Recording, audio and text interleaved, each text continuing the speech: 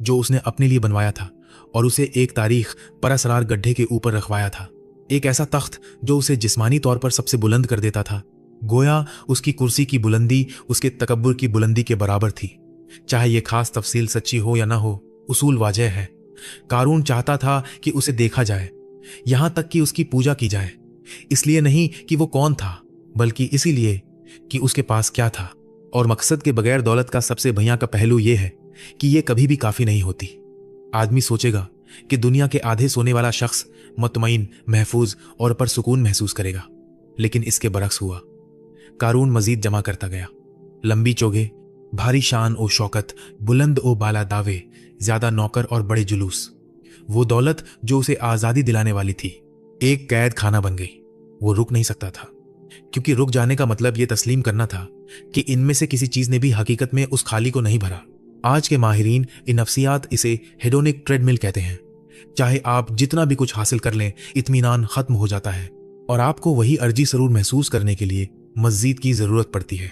कारून इस इस्तिलाह के वजूद में आने से हजारों साल पहले इसी ट्रेडमिल पर दौड़ रहा था, और देखने वाले लोग वो दो ग्रुपों में तकसीम हो गए। कुछ मोमिन, अक्लमंद, वो लोग जो अभी भी जानते थे कि हकीकत में क्या अहम है, सर हिलाकर कहते, अल्लाह का अजर इस सबसे बेहतर और ज्यादा पायदार है। उन्होंने इस तमाशे की हकीकत को पहचान लिया। उन्होंने सोने के पर्दे के पीछे छिपी हुई खोखलापन को पहचान लिया। वो जानते थे कि कयामत के रोज इनमें से कोई भी चाबी किसी चीज का दरवाजा नहीं खोलेगी। लेकिन दूसरे, वो जिनके दिल कमजोर थे, वो जो चमक दमक और मर्तबे से मुसहूर थे, वो एक दूसरे से सरगोशी करते, आवाजों में हसद और मायूसी रची हुई। काश हमारे पास भी वो होता जो कारून के पास है। इसे देखो, वो यकीनन जिंदा लोगों में सबसे ज्यादा खुश नसीब शख्स होगा। खुदा ने यकीनन इस पर अपनी खसास मेहरबानी की है। उन्होंने सोना देखा और समझा कि ये मंजूरी की अलामत है। उन्होंने जमा करने को बरकत समझ लिया। उन्होंने सोचा कि उसकी दौलत नेकी का सबूत है, जबकि हकीकत में ये एक ऐसी आजमाइश का सबूत थी जिसमें वो जबरदस्त अंदाज में फेल हो रहा था। एक ग्रुप ने कारून को देखा और एक इंतबाह देखा, दूसरे ने इसे देखा और एक मकसद देखा, और वो तकसीम, वो आज भी मौजूद है। सोशल मीडिया पर नजर दौड़ाइए और आप इसे देखेंगे। लोग निजी जेट्स, डिजाइनर आशिया, जन्नत जैसा दिखाई देने वाली जिंदगी का अच्छा खासा मुजाहिरा कर रहे हैं, और तमसिरों में वही दो रद्द ए अमल। ये सब बेमानी है बमुकाबला। काश ये जिंदगी मेरी होती। कारून का जुलूस दर हकीकत कभी खत्म नहीं हुआ। उसने सिर्फ रूप बदल लिए, क्योंकि ये वो सच है जो शुक्रगुजारी के बगैर दौलत आपको कभी नहीं सिखाएगी। मजीद कभी काफी नहीं होता। 40वीं कुंजी पहले जैसी ही इंतजार पैदा करती है। 100वां खजाने का कमरा भी 10वें की तरह ही खोखला महसूस होता है। आप दुनिया के आधे सोने के मालिक हो सकते हैं और फिर भी जागकर खुद को गरीब महसूस कर सकते हैं, क्योंकि वो गुर्बत जिससे कारून दो चार था उसके खजानों में नहीं थी, ये उसके दिल में थी। हुदूदी नुक्ता उस वक्त आया जब खुदा ने एक सादा सा हुक्म दिया, ऐसा कुछ जो कारून जैसी दौलत के मालिक के लिए आसान होना चाहिए था। खैरात दो, गरीबों की मदद करो, अपनी दौलत को जरूरतमंदों में उसका एक हिस्सा बांटकर पाक करो। हजरत मूसा ने पैगाम बराह इरास्त पहुंचाया। हर 1000 में से 1 दिनार, अपने रेवड़ के हर 1000 में से 1 भेड़। अगर आप हिसाब लगाइए तो ये 0.1% बनता है। एक पूरा फीसद भी नहीं। ऐसे शख्स के लिए जो दुनिया के आधे सोने पर काबू रखता था, ये तो मामूली सी रकम थी, गर्द, कुछ भी नहीं। लेकिन कारून के लिए ये सब कुछ महसूस हो रहा था, क्योंकि जब आपकी शनाख्त आपके माल व दौलत में लिपटी हो तो उसका सबसे छोटा सा टुकड़ा भी देना खुद को खो देने जैसा महसूस होता है।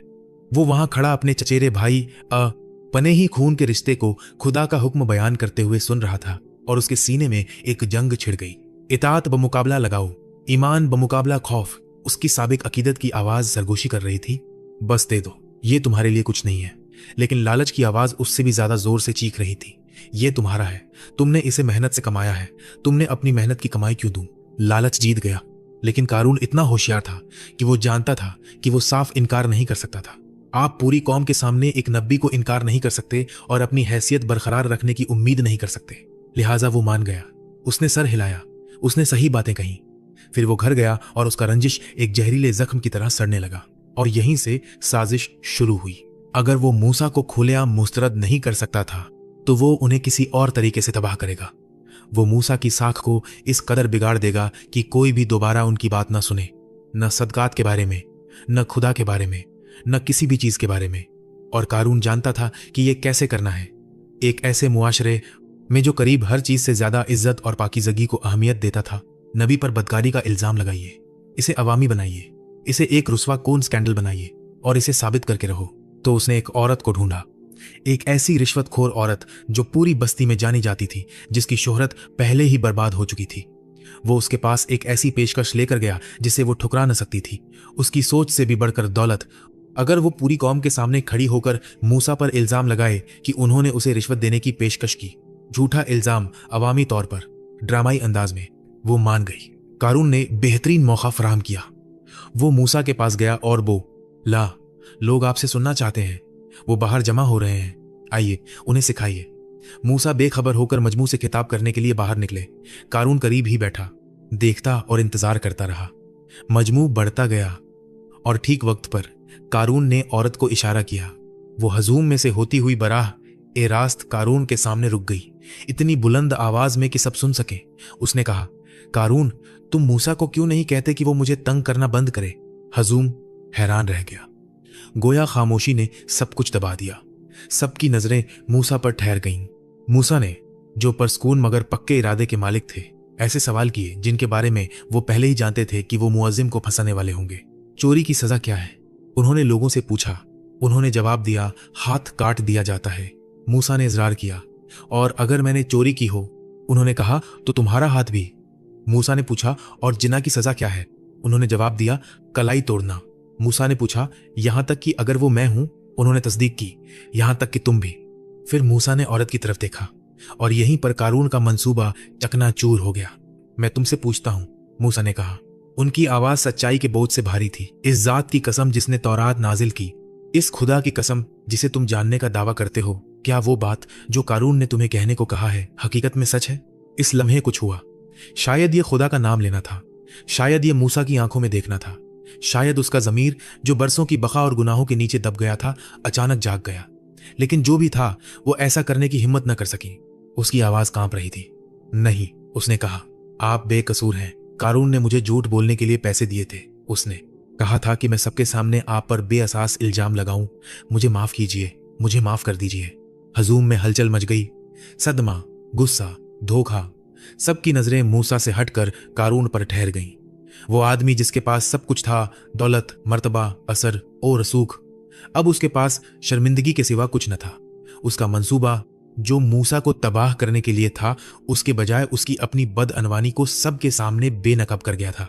मूसा सजदे में जमीन पर गिर पड़े, सच्चाई जाहिर करने पर खुदा का शुक्र अदा करने लगे।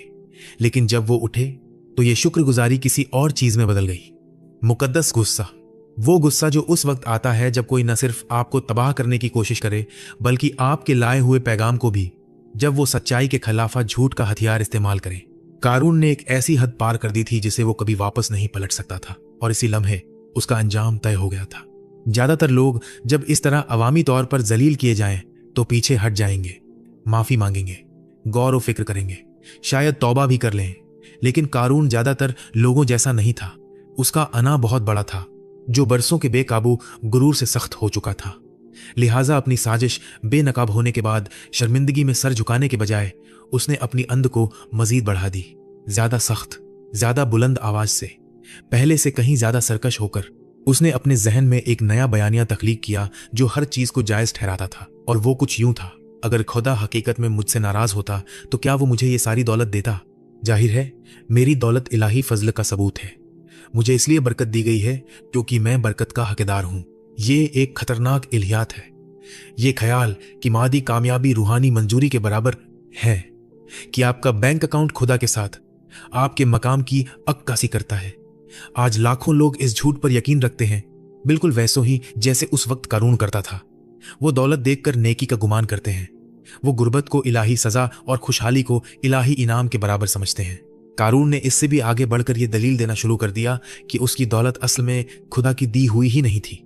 जब उससे उसकी जिम्मेदारियों के बारे में सवाल किया जाता तो वो लापरवाही से हाथ हिलाकर कहता, मैंने इसके लिए मेहनत की है, मैंने हिकमत ए अमली बनाई है, मैंने मोटाला किया है, मैंने अपनी अक्ल इस्तेमाल की है, मैंने अपनी मेहनत से जो कमाया है वो मैं क्यों दूं? हजरत मूसा ने उनके साथ दलील की कोशिश की। वो तमाम हिकमत के माखद से बराह ए रास्त इंतबाहात लेकर आए।